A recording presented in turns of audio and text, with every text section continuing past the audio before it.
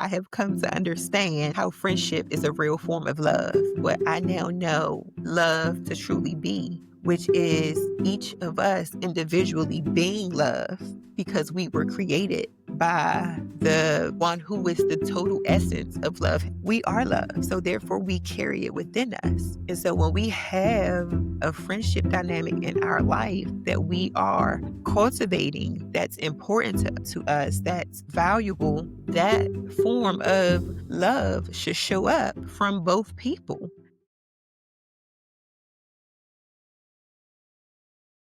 Hey, loves. Welcome back to Where is the Love podcast. I'm your host, Corisa, and I am so excited to be back. I know I've been away for a second, but I had to prepare my home for the holidays as I hosted my family. Now I am back, and I am excited to be bringing you a totally new episode. So, without further ado, let's jump in and get into today's conversation. Some of the deepest heartbreaks don't come from romance, they come from friendships. And some of the purest forms of love don't come with titles, they come with loyalty. Today, we're talking about love and friendship, the kind that shapes your life. But before we get into today's conversation, can I ask you for a small favor? If you have not already, hit that subscribe button. It's totally free and will help us to continue to grow our community and this podcast. I thank you and appreciate you so much in advance. So today's podcast is going to be more of a Q&A style. Instead of a direct conversation, I asked ChatGPT to give me some questions that are most asked around love and friendship. And I'm going to answer them for you from the purest form of wisdom that I can from my own lived experiences and friendship journey. So let's jump into the first question. Number one, when did you first realize that friendship is a real form of love? I think this one for me did not really take effect until I was well into my mid to late 20s. I was always the friend who was so loyal. I loved my friends. They were my world through high school, middle school, elementary school. From the time I began to accumulate friends, I made my friends the center of my universe. One, because I was the only girl. I didn't grow up with sisters. I grew up with so many girl cousins, some the same age as me, and we did grow up like sisters. But of course, they had their own sisters. And when we were in our separate homes, I was the only girl in my sibling group. So for me, friendships was something that I deemed so important because I always wanted sisters. I always wanted that emotional connection outside of the parent child relationship that I really didn't get. I craved it from other females. So when I got out into the world and started making friends, I saw my friends as a valuable treasure that I always yearned and needed. And so when I was in elementary school, of course, friendships and best friends, but at that age, we really don't understand the dynamic of the friendship relationship and the true importance behind it and what it should be and all of the things. So my friends, as I grew up from elementary age, community, friends, that sort of friend group, those relationships, some were formed pure, but others were formed toxic. I didn't realize that until I became an adult and I really started progressing and on my healing journey and figuring out things and what true friendships should look like. And as your elders would tell you, you have all of these friends now, but someday you'll only have one.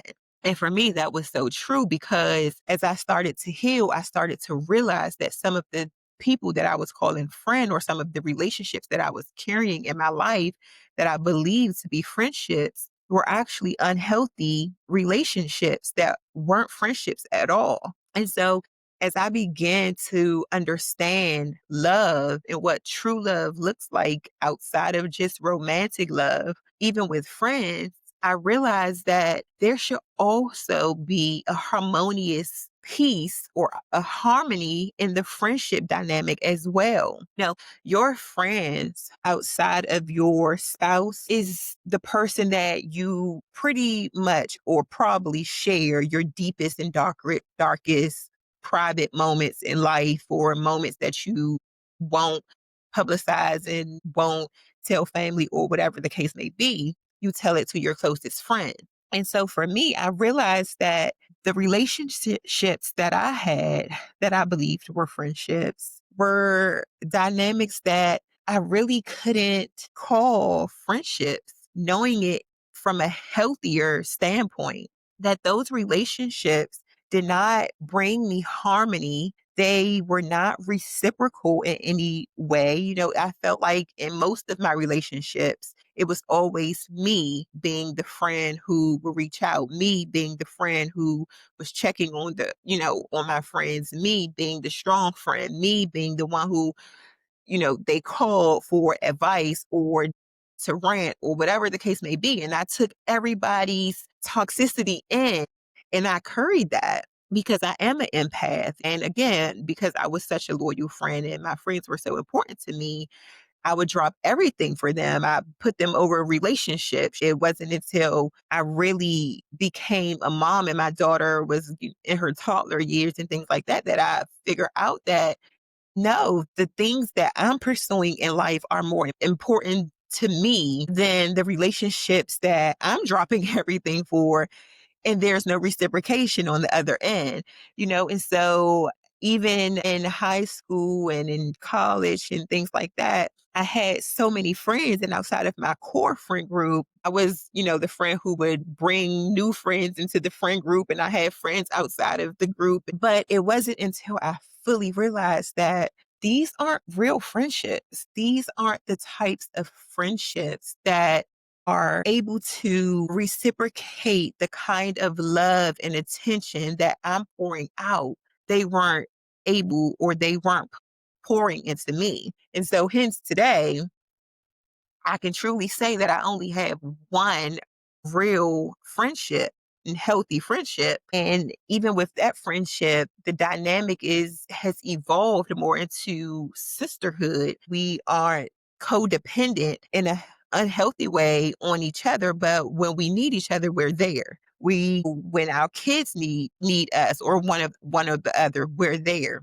So that dynamic has become strong, but it's also formed and blossomed in a healthy manner, which I can truly say I didn't have before in other friendship dynamics, which I had to realize and come to understand that when I did decide that I had to let those relationships go, it was hard. It was hard because I was finally at a place where I could realize that they didn't reciprocate what I needed or what I desired in a friendship. And even with my best friend now, there are some things in our relationship that we still are evolving into and will continue to evolve into in the different phases of our lives, because there are things that as I continue to grow and develop and understand myself in a emotionally healthier space, there are things that I have to communicate to her. I believe that that's totally healthy in a friendship dynamic that you believe that God has forged and he's in and a part of, and you see that it's healthy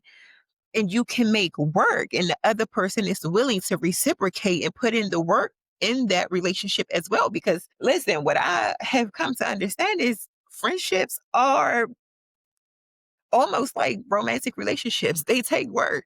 You have to put the work in order for them to sustain. They don't just maintain and sustain on their own. You have to put in effort. You have to communicate. There has to be a line of open communication with you and your friend. Honesty, truthfulness. It has to be healthy boundaries. All of those things have to exist. And if it's just one person putting in the work, just like in a romantic relationship, it's eventually going to die off. When that person realizes that, hey, wait a second, I'm the only one doing all of the pulling in this relationship and I'm not being poured back into. Why would I want this dynamic in my life? It's not offering me anything, and it's definitely not offering me what I'm offering it. And so for most of us that have come to that place where we are in a healthier space, we understand ourselves better. I'm sure just like I can say that you probably had to drop more than one or two friendships or relationships that you called friendships and thought were friendships from your life because you realize that, wait a second, these aren't real friendships. This is not what true friendship look like. And in total honesty, people would say, well, what do true friendships supposed to look like? Well, true friendship can look like what you and the other person desire it to look like. There's no one standard. But what there should be is what I just iterated. There should be honesty. There should be open communication. There should be truthfulness. There should be healthy boundaries. There should be, you know, time where you set aside for you and that person to spend together. That's so your relationship can continue to grow and evolve. Because what truly is a friendship if you guys never see each other, you never talk, you never do anything together? How do you truly know each other? In friendships, just like romantic relationships, we should be getting to know the other person, growing together, evolving together, becoming our best selves together. That's what true friendship is. There should be some intimacy in your friendship. You guys should know each other intimately. Those private moments that you share, the secrets that you may share with each other, those are intimate moments. And in true friendships, it should be that reciprocation of that. I shouldn't be the one dishing all my secrets to you where you know everything and you can weaponize it against me at any point, and I know nothing about you. That's not a healthy relationship. Friendships are no more than relationships. And so, whatever you deem to be important in a healthy relationship in your life also goes for a friendship. And on top of that, our friends, because they are the second closest to us outside of our spouse, I believe that there should also be a place where we, just like in romantic relationships, where we hold a space to sit down with our friends or have a check in. For some, this may be yearly, for some, monthly, weekly, whatever. I don't know. Some people do it in relationships weekly. It may just be, let's go out bi-monthly and do a friendship check-in, or yearly, let's go on a retreat and do a friendship check-in. I think that is important because although we have our individual lives where, life is fast paced for the most of us and things are happening in our lives, you don't ever want to neglect someone that you deem as an important part of your life and have them think that they are less important to you than what they are because you don't take the time to show them the ways that really matter, giving them the intimate parts of your emotional capacity or your mental capacity, allowing them space in your life within you. Help people understand, hey, you are important to me. This relationship is important to me. So I believe that having check ins in friendships are so important. And it will help a lot of our friendships evolve into better and healthier versions of those relationships. So I know that was a lot, but for me, that's what I have come to understand and identify how friendship is a real form of love. Because what I now know love to truly be, which is each of us individually being love because we were created by the one who is the total essence of love himself. We are love. So therefore we carry it within us. And so when we have a friendship dynamic in our life that we are cultivating, that's important to us, that's valuable, that form of love should show up from both people. And that's in the practical acts of patience, of kindness, of being faithful to the friendship, being gentle to one another, having harmony between the two of you, not always chaotic and arguing about everything or secretly jealous of each other and talking about each other behind one another's back and sharing secrets that is supposed to be just between the two of us or private moments or whatever the case may be. That's not real love.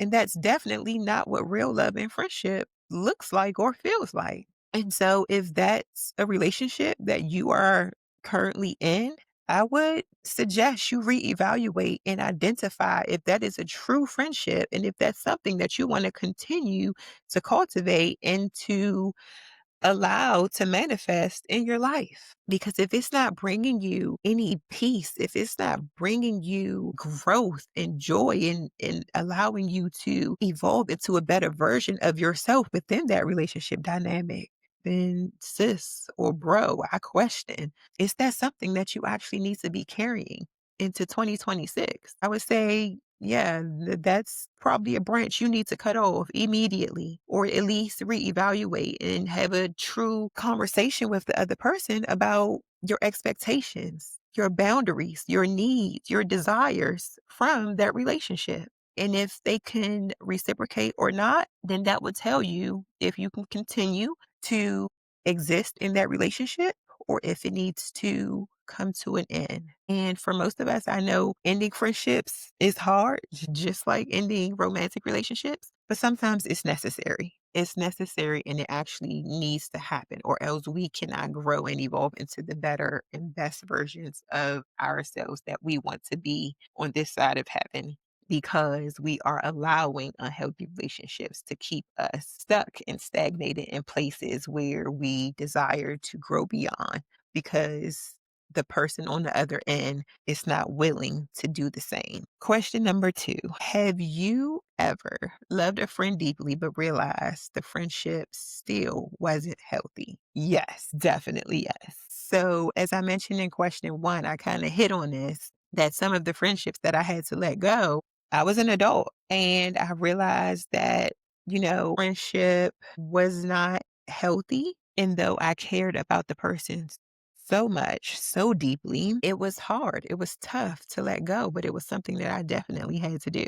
Realizing that the friendship was not something that I needed to maintain in my life was more important to me at that moment in time. And I wasn't even on my healing journey. I wasn't even as healthy emotionally or mentally or, spiritually, any of that as I am now. But I realized that I just did not like how I perceived I was being treated. Because as I said, I was a loyal friend. I gave all of me to my friends. And that was not my story. That was not what I was receiving on the other end of that relationship. And so I wasn't getting the reciprocation that I needed. And I just felt that this this can't be right. It started to become an unsettling feeling within me, and I didn't like it at all.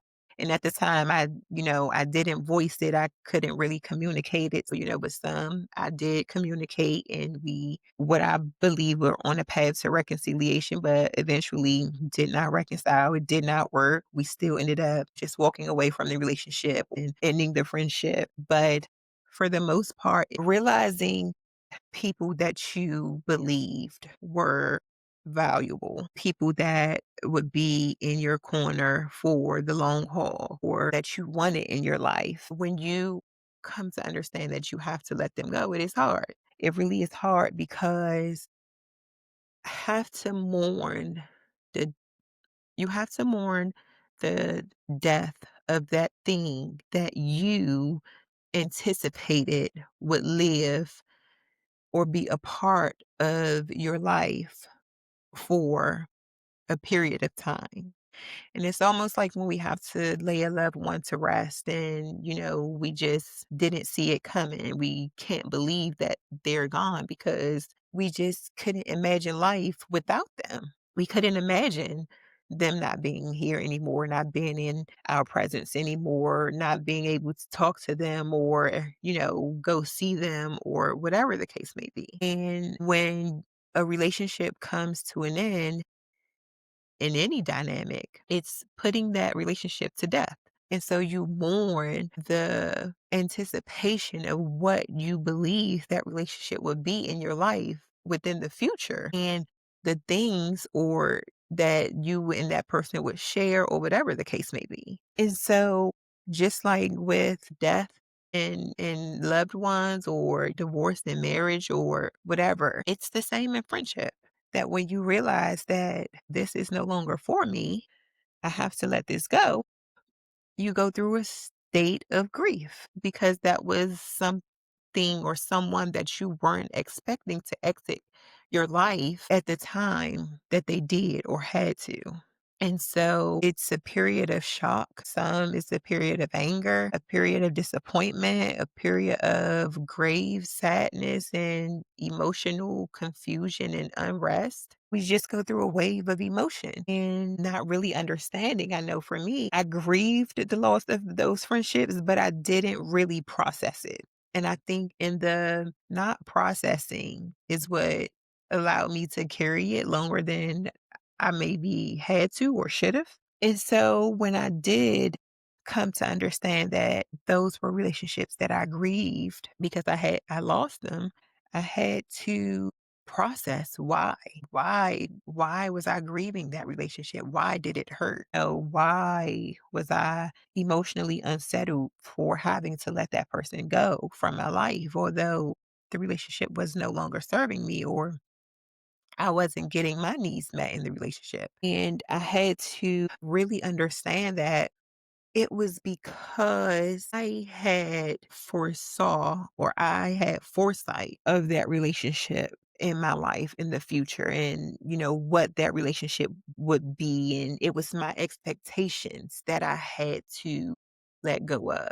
And so I had to understand in the processing that it was really the expectation that I was grieving from that relationship and that person, because the reality of it was not that. The reality of it was not meeting my expectations.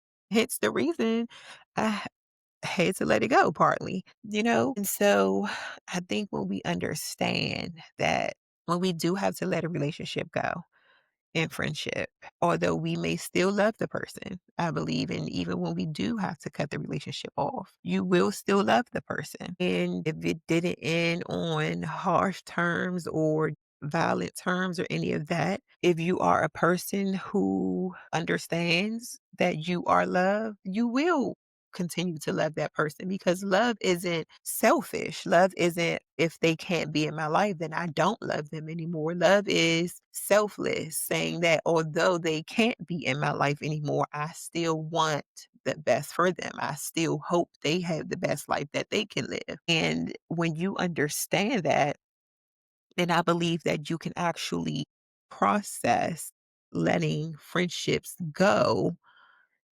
in a healthier way. And although the grief may not be any less or lesser, I believe that the process won't be as long that you do grieve that letting that relationship go because you come to terms in a more healthier way to say, although that they aren't in my life anymore, doesn't mean that I still don't want the best for them in their life. And I think that when you can truly accept that and still be able to move on with the future that you want for yourself and also maintain hope that you will get the friendship that you desire. I believe that it actually helps us cope and let the pain of losing that relationship go sooner than what we may have if we were doing it in an unhealthier way.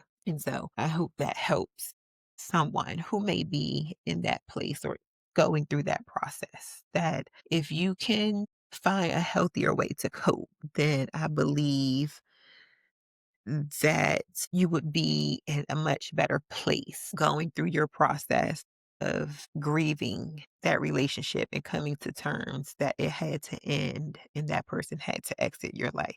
Okay. So, number three, what do you think breaks friendships more? Conflict, distance, or unspoken expectations? I believe all three, because just like I told you, having expectations in friendship that aren't met can be one thing. But if they're unspoken and you're expecting them to be met, and then you get mad when they aren't being met, that's a total different dynamic because then you are expecting that person to be a mind reader as if they are assuming what you need in this relationship when no one can assume anything. You have to open your mouth and communicate what you need. Our expectations are our needs, are the things that we need from the other party that we are willing to give in the relationship, and the things that we need reciprocated from the other party in that relationship. So no one can assume your expectations if you don't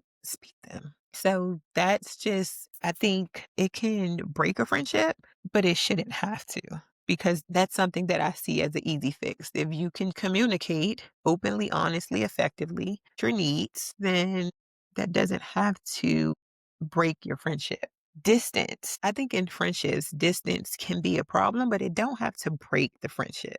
Because unlike in romantic relationships, friendships, we don't really need the physical intimacy, although we desire to have physical connection with our friends, dinner, go to a movie, or whatever the case may be, or just spend time together. But I think that in friendship, distance can be a little more attainable than in romantic relationships, because with a friend, you can always set times to see each other, make schedules work where you go on vacation together, or if one person is in this state in college and this person is in this state in college, then you have breaks that you can try to make work to see each other. Or I believe that having distance in a friendship doesn't have to break the friendship, because if the friendship is important and distance is a factor and you both have the expectations, well, we have to see each other at some point in order for this friendship to stay alive, then I believe that if it's truly important enough, then you can make it work. It doesn't have to break or kill the friendship. Conflict, on the other hand, I think conflict in friendship is always going to be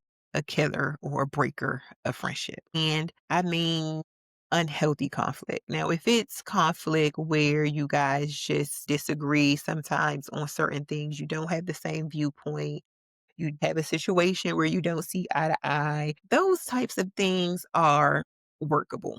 Of course, we always have frictions of some sort in any relationship that we're in. I think conflict in relationship allows us to be able to grow and evolve and not having the same exact opinions or viewpoints or about everything in a relationship. Because if so, then what's the point? Like, are we the same person?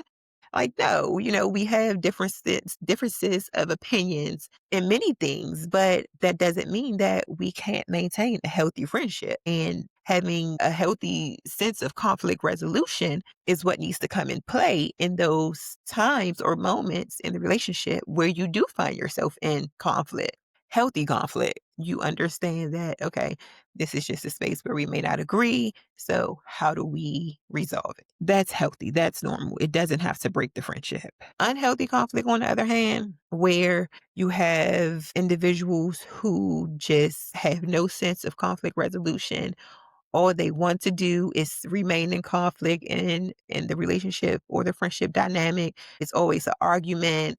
It's always some sort of just drama. That type of conflict, yes, that is definitely a breaker in friendship, because if you truly understand why we have and need friendships in our life, friendships are another form of relationship co-dynamic, right? Where we want to draw connection from someone else, where we coexist with someone that we believe are aligned with us in certain ways or can be a part of our life to help us become better versions of ourselves, or they bring out a side of you that without them, you really tap into. Friends come in our life for all types of reasons. And so if you're in a friendship though, and you realize that, this friendship is not bringing me anything but pain, trauma, heartbreak. I'm always exhausted. Every time I'm around them, I feel anxiety, or I'm not in a good emotional space. They're not emotionally available. They're distant. They're cold. They're avoidant. They never want to resolve anything. They can't communicate any of those things. that is not a friendship. And that is not a friendship that you need to be trying to make work in your life, because that is someone who is not on the same path as you, or is not looking for what you are looking for in a friendship dynamic. If you have one person on one end of the relationship that's always trying to make it work, that's always doing the pulling, that's always pouring, and the person on the other end of the relationship isn't giving anything in return, all they're doing is sucking and draining, that is not a friendship that is sustainable. That is a friendship that is deemed to break, and you need to go ahead and let it break and let it go, because that person is not aligned and they don't want the same things that you want or maybe looking for in a friend. All they are looking for is self service, to please themselves, to serve themselves, to get what they need and their voids filled, and leave you empty, drained, depleted, and whatever else. So, if that is the conflict in your relationship, in your friendship, then yeah, that friendship is definitely one that will break if it hasn't already. Number 4, how do you know when a friendship is meant to last a season versus a lifetime? This one is good because this one I had to figure out for a while.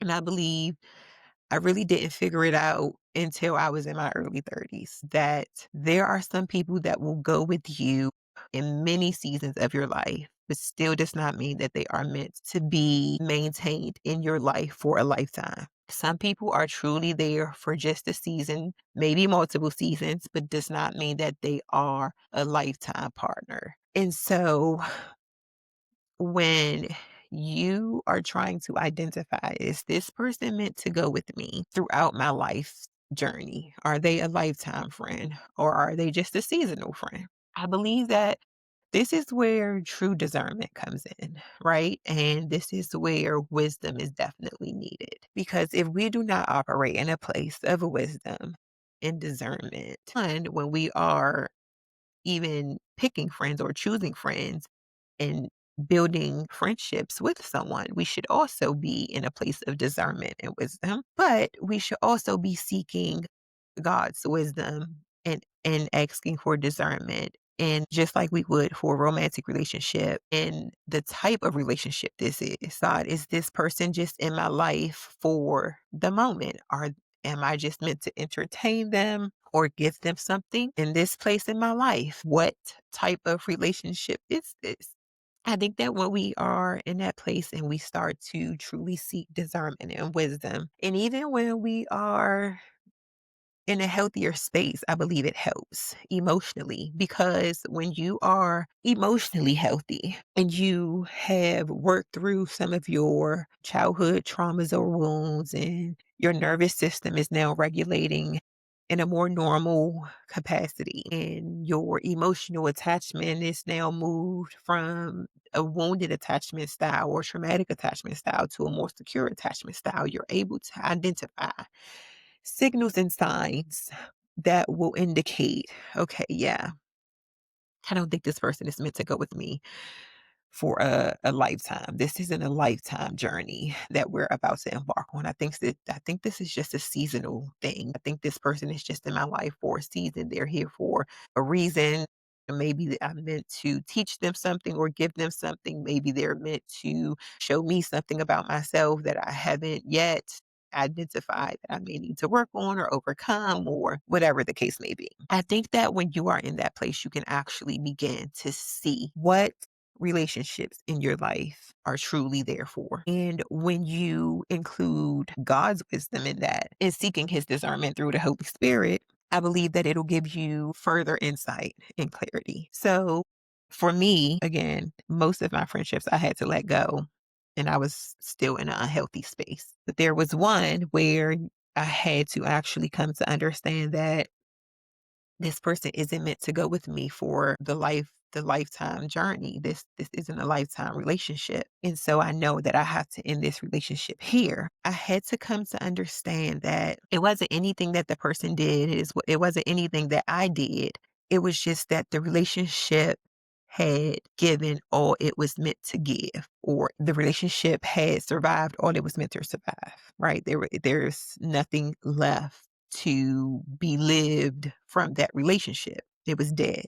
And so no use of dragging dead weight around, right? When God is elevating you and transitioning you from glory to glory and taking you to not to higher heights and things like that. It's no use of dragging dead weight. And you know that this is the time and the place where this friendship you have to lay down with release and understanding that and processing it from a healthier place. I didn't grieve it. I didn't go through the motions as I did in my unhealthy space. I knew it. I saw the signs.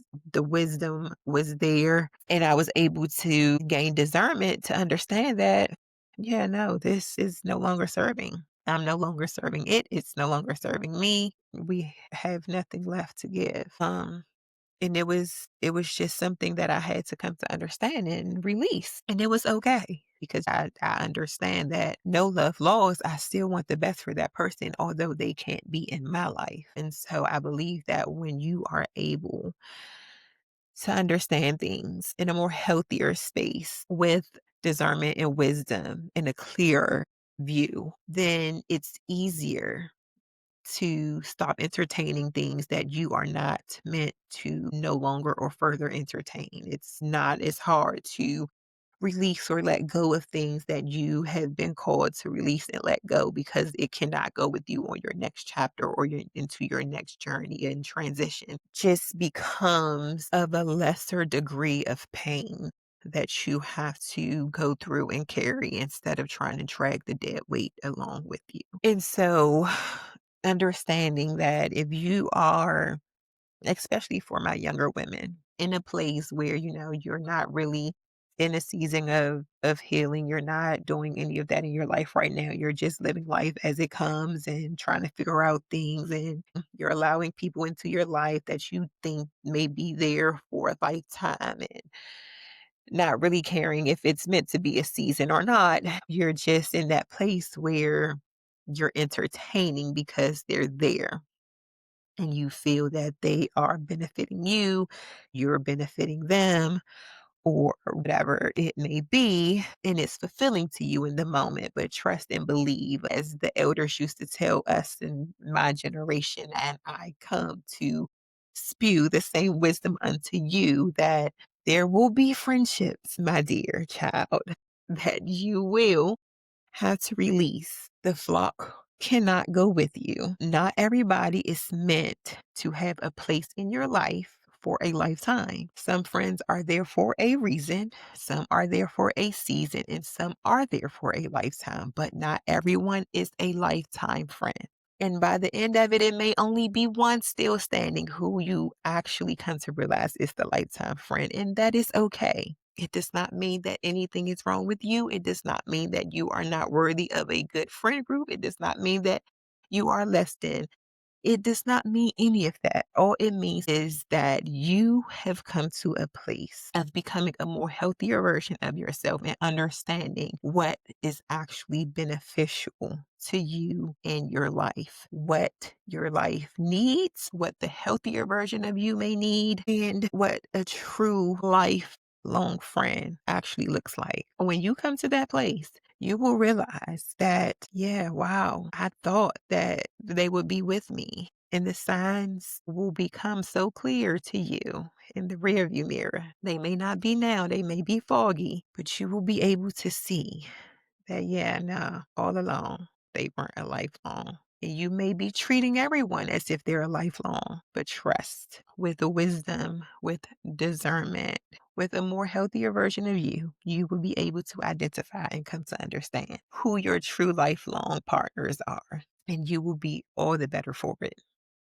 Okay. All right. Let's move on to the final question, which is, what does a safe, emotionally healthy friendship feel like to you? And for me, I am so glad this is the final and closing question because I love ending off here, especially because I'm in a more emotionally healthy space in my life. And I can actually speak from this from a healed place and an experienced place, that emotionally healthy friendships feel fulfilling. It should feel safe. It should feel secure. It should feel like there is value matched. The value that you give is the value, that you're also receiving. Both parties are willing to serve, to give their best and all to the relationship. No one is doing more than the other. We're both showing up. We're both putting in the effort. We're both putting in the work because this is important to us both. Emotionally healthy friendships, I believe it also feels like harmony, peace, a sense of you being able to breathe and just know, like, I don't have to worry about this person. I know they're going to be there. They have my back, I have their back. And that's true for the both of us. I think it also feels like joy. When you are around each other, there is just true and pure laughter and freedom. Your inner child gets to breathe and be free, and your wounds can be without having to worry about them being rewounded. And you are just able to live in who you are to your truest core. And you don't have to worry about being judged. You don't have to worry about putting on a facade. You don't have to worry about hiding certain parts of yourself or any of that. This person knows all of you. You can just be totally free. There is nothing that you need to hide at all. And for me, I can speak from experience because that is just what it is with my best friend. There is nothing I need to hide from her. There is nothing that I am ashamed of around her. There is nothing that I am contentious about with her or anything, and vice versa. There is nothing that we cannot put it out all on the table and hash it out and come to an understanding in a healthy and loving place to say, look, this is what it is.